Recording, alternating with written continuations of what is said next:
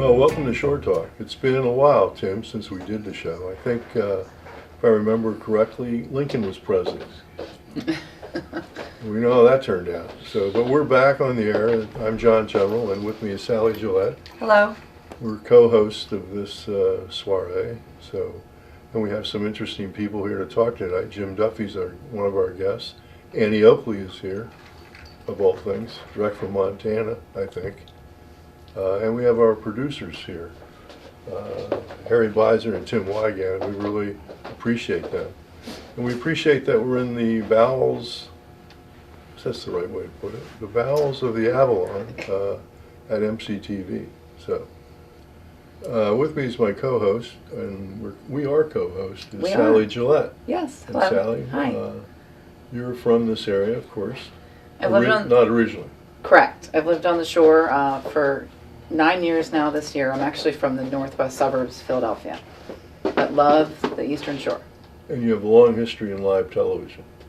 Not quite so, but thank you very much. Well, you got 15 or 20 seconds so far. Right, so right. Building. I'm famous. Now you're going to do an interview tonight, and who is that? I am. Actually, a friend of mine and a local, I used to live in Cambridge, so a local friend, Jim Duffy. Great guy. Yeah. And his wife's a photographer. Yes, Jill Jasuda. She's fabulous. She's a first-rate photographer and a designer. And I should mention that our co-producers are here, Jim Wygand and Harry Beiser. We appreciate their participation. And with that, let's go to our first guest. Programming on Channel 15 is brought to you in part by the Avalon Foundation and Avalon Theater, a leading catalyst for the arts, education, and culture for Talbot County and the Mid-Shore. The Avalon Foundation. Leadership, a beautiful venue, and a variety of programming provide a special quality of life on the Mid-Shore. Hello, we're back with Shore Talk. My name is Sally Jellett, and I'm here with our first guest, Jim Duffy. Jim is actually a friend of mine and also lives in Cambridge. I used to live in Cambridge, so we go back a little bit. Jim has actually recently written one of his first books, so we're here to talk about that and a few other things today with Jim. So how are you? Thanks for having me, Sally. Yes, I appreciate thank you. it. Nice to see you. That's great. So this is the book, 27 one-day adventures on the beautiful Delmarva Peninsula. So why don't you tell me about your book and sort of what inspired? All right. The book came out in early October, and I've actually been working on it for a couple of years. And I'm a writer by trade, a magazine writer. I do a lot of writing for magazines up in Baltimore. I think that we really got started on this project. My wife is a photographer. She became a photographer in recent years, over the last 7 or 8 years. And it was loading up the tripod and her gear and going out in search of back roads adventures and good pictures and sunsets and sunrises, and then we'd end up having breakfast in some little town somewhere in Temperanceville, Virginia or something like that. And I started writing some of these things up just kind of for fun, and then it evolved into a much bigger project, and I think this is the first of several books. The response to it has been really great so far. It has been great, and we just asked Jim prior to break. This book is actually featured locally now. It's in some local stores already. Yeah, here in Easton and in Cambridge, it sounds like. Easton and Cambridge, a number of different stores, St. Michael's as well, and Denton, and all the way over to Rehoboth, and all the way down to Olney and Chincoteague in Virginia. So it's in a lot of local stores. Mm-hmm. May I ask, do you have a favorite one-day trip on the Delmarva Peninsula? I would pick 2 different trips. The one that's closest to home here for folks watching Shore Talk is Unionville Road between Easton and St. Michael's. You're heading out of Easton towards St. Michael's, and you come to the little light with the gas station on the right, and you turn to the right, and it's only about 1 mile and 2/10 in length, Unionville Road, but it just has such an interesting story. It was such a great rabbit hole to kind of jump down. And the story goes back to slavery times and the Civil War. And the community of Unionville was founded by veterans of the United States Colored Troops in the Civil War. And there's an old church there in Unionville where a lot of those veterans are buried. And the story there has to do with a Quaker plantation owner who helped them all start that little town, and the whole story of how it came to be and how it's all tied in with everything at the Y plantation and everything else in that area, I just found really fascinating, and I think that's one of the ones that's gotten a good reaction. A little bit farther away, the day trip that I think we just simply had the most fun doing was down in Sexus, Virginia on the Pocomoke Sound. It's a very tiny, real deal waterman's town, and we pulled in and it turned out that someone prominent in town had died that day, so everything was closed, and we had driven all the way down there to try and do this, and Martha's Kitchen was closed, and the little museum was closed, and everything was closed up, and we ended up in this guy's front yard shooting an old boat that was sitting in his front yard. My wife was taking pictures of it, and he pulled up, and then he just took us under his wing for the entire day and figured out a way to get the museum open and figured out a way to do this, and then he took us into somebody's office to talk to them about the history of the town, and it was just one of those days when you just meet people who make the day special. And also we have 27 trips in this book, but I can tell you there's at least 27 more out there, so there will probably be another one of these books. I'm excited. I don't know about you guys, but I'm excited. We should also mention you have a fabulous website. Indeed. And obviously Facebook, so if you want to share a little bit about that, that would be great. Yeah, so my business name, the name that this is subtitled actually, A Secrets of the Eastern Shore Guide. And Secrets of the Eastern Shore is a website and a Facebook page in which I try to do just that. And there's a variety of of content on there, from just a little diner that I found, or a little bit of history that I found, or old interesting quotes that are on there. And the response, the Facebook page also has a lot of events coming up all over the Eastern Shore. And the response there has been great. I think we're up to 23,000 fans on the Facebook page, and I think maybe 20,000 people were on the website in the last couple of months. So it's really been taking off, and it's been great. I was actually on the website last night, and it's very easy, it's very accessible, there's different links to just click on, and we should also certainly mention your wife, and also my friend Jill Jasuda, and her fabulous photography, and other little neat things that you're working on are also featured on the website. Absolutely. So Jill is a graphic designer and a writer as well, and maybe 7-8 years ago she kind of picked up the camera and got increasingly obsessed with it. And as I mentioned before, that's one of the things that kind of sparked this whole project, was going out and looking for fun pictures. And you'll find both on the Facebook page, but particularly on the website, all kinds of her beautiful pictures to look at. Awesome, good stuff. Also, some interesting things that I read. There is a neat bumper sticker. It's a crab with the EKG crab it's like bumper a little sticker, which is EKG cute. thing, except the bumps in it take the form of a crab, and Right. it's kind of an Eastern Shore themed thing. And Right. That's been doing very well for us too. We should also mention, I guess we were just chatting about this.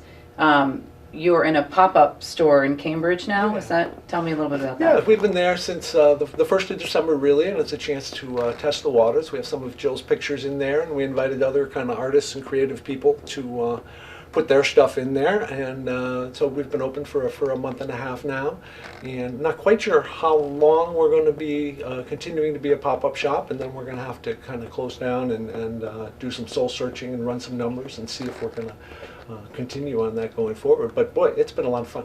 It's been a lot of fun. Sounds We've like learned a lot. This just popped as a question in my head. Is this book available to read online, or hard copy? There are some excerpts on the website that you Okay. can find very easily, and it's certainly available, through Amazon for your Kindle. Yeah. And we were just saying, it has lovely larger font for those of us who, need that. So that's a good thing. So really neat stuff. Yeah. So, well, this was awesome. Thank you so much for joining us and being here today. It's actually our first Shore Talk, my first time, so Cool. I'm a newbie. So thank you so much, and it's just been great, and I wish you all the luck and success. Thanks for having me, Sally. Thanks so much. Easton Hardware proudly supports the Wooden Peg. Easton Hardware has been bringing you fast, personal, courteous customer service for all your hardware and flooring needs for over 70 years. Welcome back. With me is Annie Oakley. My God. Good to see How you. are you, Annie? It's a pleasure, Jen. Pleasure. Is that gun loaded, by the way? We'll find out. Have you got an apple? No, I screwed up. I didn't. It's not a problem. Where is the props department? How about if we just set it down Harry is the over head of the here? props department. Where's our apple, We'll Harry? work on that. We're good. I It's know, great. he's looking for it. Good to see you. Good to see you. So what is Annie Oakley doing on the Eastern Shore? Well, you know, of all the places Annie lived in her life and traveled to, when it came time to retire, she selected Cambridge, Maryland as the place that she wanted to spend her retirement. Did she read Jim's book? I think she would have liked Jim's book very much. There's a little bit of a time disconnect, I would guess. but- Well, we're traveling through time today. I've come a long way to be here just to talk to you. I was Wow. born in 1860. How do I look? Perfect. Okay, good answer. Yes. So, Annie Oakley, as you know, was part of the Wild West show eventually in her life. And the Wild West show traveled all over to small towns all over the country. And one day that train rolled into Cambridge, Maryland. And it was loaded with buffalo, and we called them Indians in those days. Now we say Native Americans, Eskimos, people from China, Buffalo Bill, myself, and my husband Frank, and our dogs, because we were dog trainers and did dog tricks, and horses, and the train rolled into Cambridge to perform there. And when Annie got off that train, let me tell you, I looked around and I saw the beautiful fields, the forest, all those geese. That river, the Choptank River, was filled with black duck from one side to the other. And I'm a serious hunter, and I never forgot it. It was a beautiful place filled with beautiful people. And so when it was time to retire, I decided to come back and build a house in Cambridge. And it's still standing. Interesting. It's the only house that she had that's still standing. The Is that only right? house I ever lived in that's still standing is in Cambridge, Maryland. And I designed it myself. And I designed it without closets. You know, I have traveled my entire life and lived out of trunks my whole life. So when I built that house, who needs a closet? I just used some trunks. And also, I used state-of-the-art insulation. Do you know what we used back in the day? Nope. Seaweed. So the house is insulated with seaweed. Did she have an Aloha shirt? I probably did. She traveled all over. Oh, I'm sorry, I keep referring to the third. I forget you're actually Annie Oakley. That's Sorry. okay. It's all right. She, me, it's the same person. I did travel to Europe and had a lot of adventures in Europe, and that's where I got a lot of these medals here, see? And there aren't too many medals left because I decided to melt my medals and my trophies, many, many, many. I melted them down and got the money and donated it to the Red Cross. Oh, that's Because, nice. yes, it was a serious time, World War I. It was a very serious time. Also, Dorchester County, you know, people know that I'm famous for shooting an apple off the top of my dog's head. But did you know that dog came from East Newmarket, Maryland, which is the little town past Cambridge. And one day my husband, Frank Butler, went to visit a friend, and they had just had puppies. And this one little runt was so sickly, he said, I think my Annie can take care of this dog. And he swooped down and brought that dog back to me, and it was the best dog we ever had. His name was Dave. And so I learned to shoot an apple off of Dave's head. And we traveled all over raising money for the Red Cross, shooting the apple off of that dog's head, and he never flinched. If I had an apple today, I'd try it on you, see if you're as good as Dave. Wow, I don't know if I'd like that. Well, it could be a little nerve-wracking. I don't know. I'm sure some of my wives would take a shot. They'd be Step willing right to up. do that. Yeah. Step right up. So you went to the Queen Victoria celebration? Yes, the Queen. She and I were a lot of alike. Neither one of us are more than 5 feet tall. And so she was having her Jubilee. And you know, she had all these children, and they married the crowned heads of Europe. And so for her Jubilee, they all came together to celebrate for a few weeks. And so what better entertainment for the crowned heads but the Wild West show? You know, let's see America, the crazy cowboys and the Indians. So we all boarded ships, and we traveled to Europe to perform for the Queen. Now, I only liked American gunpowder. I had a lot of accidents where I nearly died. But in Europe, they had very specific rules about gunpowder. We were trying to figure out what were we going to do. Especially in France, we traveled around after the Jubilee. So the ladies of the Wild West show, we came up with a plan.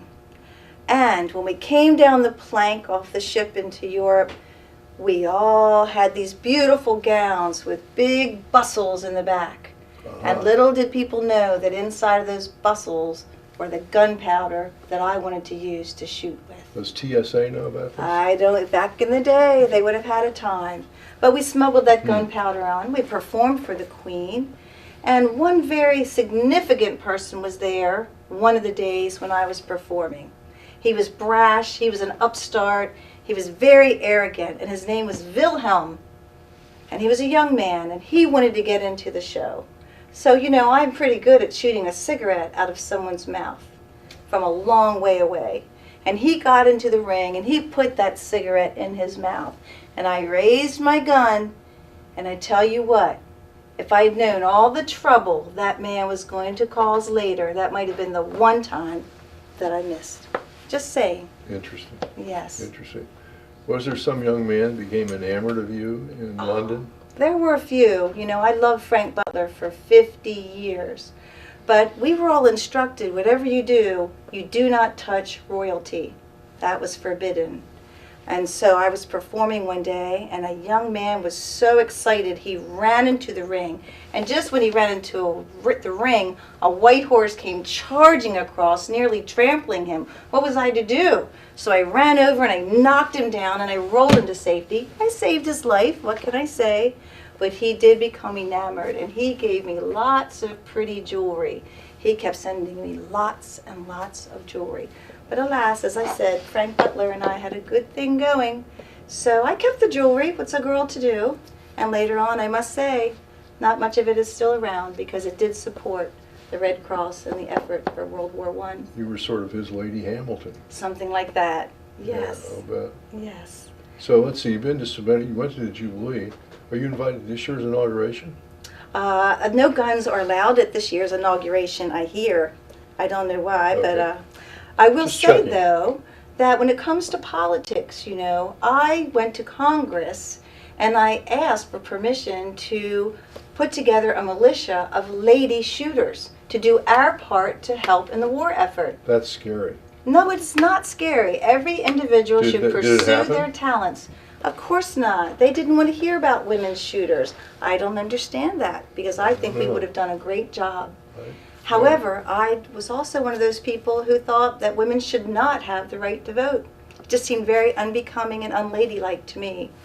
But alas, no militia, and eventually women did get the right to vote, and it's probably turned out to be a good thing. I think you're ahead of your time on the issue of voting. Yes, well, I do believe every person should be allowed to pursue what is their true passion and their true talent. And I like to talk to young children about that. Being the best you can be, doing what you can do. If my brother didn't give me a chance to shoot that squirrel when I was little, I never would have been the person I am today.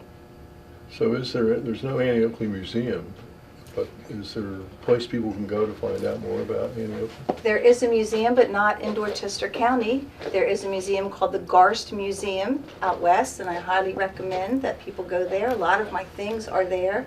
There are a lot of people in Dorchester County that have some of my personal items. I gave lots of gifts to people. I shot coins and practiced, and people have those coins that I would shoot in the air. And there are postcards that I wrote to people, and lots of people have those postcards. And my husband wrote lots of poems about Cambridge and about Dorchester County because we loved it very much. Nice. And I think that today I notice people are coming for the same reasons that we came then. Beautiful countryside, natural resources, and the best people on earth. There you go. So do you have a parting shot, so to speak? Do the best you can be, aim for the moon, aim for the stars, and you just might get your shot. Do the best you can. Annie, thank you. It's been a You're pleasure. an inspiration. Thank you. You are I'm too. glad your gun's not loaded. We don't know yet. We'll find out. Okay, and we'll be right back. Need a ride? Through the MUST program, Delmarva Community Transit and Queen Anne's County County Ride provide bus service throughout Caroline, Dorchester, Kent, Queen Anne's, and Talbot counties to get to work, shopping, doctors, or other destinations. Fares start at $3 or $1.50 for seniors 60 and over. Transfers are free. You can even save more money with monthly passes. We have lifts for wheelchairs and power chairs. Seniors and disabled may get door-to-door service to medical appointments. We can even arrange a travel trainer to ride with you until you feel comfortable using the bus. And our easy-to-follow schedule is available at lots of locations throughout the Midshore area and online at www.mustbus.org. Look for the schedule at public libraries, health departments, and municipal buildings. For more information, call 866-330-6878. 866-330-MUST. Delmarva Community Transit and Queen Anne's County County Ride. We'll get you there. Oh, welcome back. Two interesting interviews today, I thought. Very interesting, yeah. What'd you think about your first time on Short Talk? Lots of fun and really good information to be had, you know, meeting Annie Oakley and seeing my friend Jim Duffy, and also learning about he and his wife's endeavors. Really awesome. Well, it's a surprise to you we're going to renew your contract. Okay, good. I'm in. Big bucks here on Short Talk. By the way, did we tell you that the magic word here is aloha? Yes, you have. Okay, and what happens if you say aloha? I say aloha. The duck back. flies down and pays you $50. Okay. Remember? Gotcha, Mark. I can always use deference to 50. Gotcha. Right. Anyway. So, Sal, we really appreciate you taking the time to Thank be on you. Short Talk, and you'll be back, I know. Yes. That'd be great. If I'll be had. Well, I think that's a foregone conclusion. Well, again, thanks for watching Short Talk, and we'll be on again very soon. Sally, thank you. Thank you. Thank And you very thanks much. to our guests and our Thanks, everyone. producers. And next time we won't run out of Chardonnay. Yes. And the magic word? Aloha. Aloha.